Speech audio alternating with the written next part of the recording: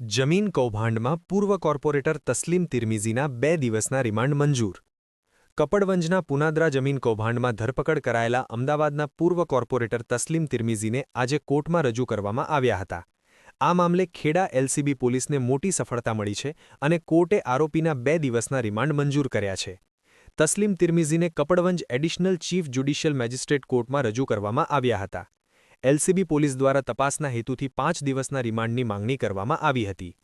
કોર્ટમાં સરકારી વકીલ અને એલસીબી દ્વારા ધારદાર રજૂઆતો કરવામાં આવી હતી, જ્યારે સામા પક્ષે પૂર્વ કોર્પોરેટરના વકીલે પણ પોતાની દલીલો રજૂ કરી હતી. બંને પક્ષોને સાંભળ્યા બાદ નામદાર કોર્ટે તસ્લીમ તિર્મિઝીના 10 એપ્રિલ સાંજે 4 વાગ્યા સુધીના રિમાન્ડ મંજૂર કર્યા છે. શું છે મામલો? વર્ષ 2000માં કપડવંજના પુનાદરા ગામમાં બોગસ પેઢીનામું બનાવી ખેડૂત બનીને જમીન પચાવી પાડવાના ગંભીર આક્ષેપો હેઠળ આ કાર્યવાહી કરવામાં આવી છે. હવે રિમાન્ડ દરમિયાન પોલીસ આ જમીન કૌભાંડના મૂળ સુધી પહોંચવા વધુ પૂછપરછ કરશે. અલ્તાફ શેખ, કપડવંજ. વિગત એવી કે ખેડા જિલ્લામાં જે જમીન તકેદારી સમિતિ હોય છે એમાં કલેક્ટર સાહેબના અધ્યક્ષસ્થાને એવી વિગત બહાર આવેલી કે કોઈ ખોટા ખેડૂત બની અને ખાતેદાર થયેલા છે. તો એ અન્વયે પુનાદરા ગ્રામ પંચાયત ના તલાટી મંત્રી ઈશ્વરભાઈ ઓડે ફરિયાદ આપેલી છે 00/72/2025.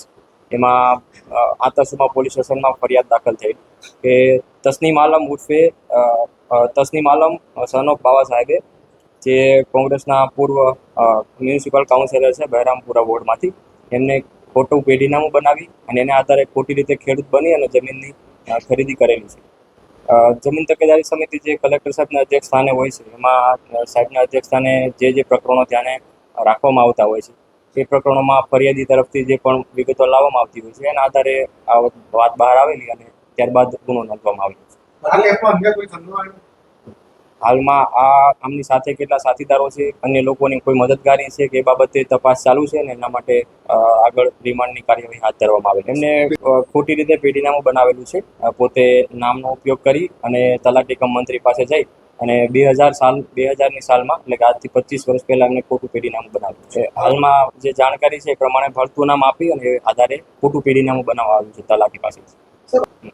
હાલમાં એ ખોટી રીતે ખેડૂત ખાતેદાર બની અને બાદમાં આ ખેડૂત ખાતેદાર બન્યા બાદ કેટલી જગ્યાએ જમીન ખરીદી છે કે આ રીતનું આ ગેરકાયદેસર રીતે બનાવટી દસ્તાવેજથી ફરી બીજે ક્યાં ખેડૂત બનેલા છે એ તપાસનો વિષય છે. એના માટે જ રિમાન્ડની માંગણી કરવામાં આવી છે અને એમાં તપાસમાં આ બાબતો શોધવાની પૂરી કોશિશ કરવામાં આવી.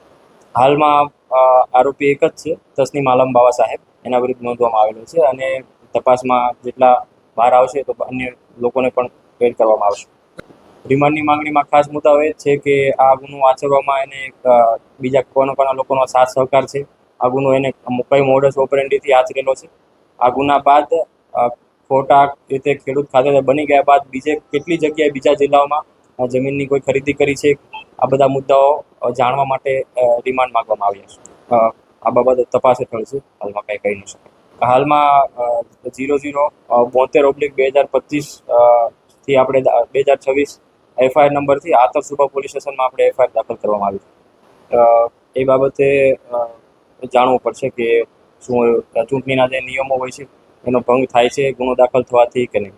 પણ ધારો કે એવું થતું હશે તો એમને જરૂર જે કન્સર્ન ઓથોરિટી હશે, જે ઇલેક્શન તંત્ર હશે, એમને રોકશે.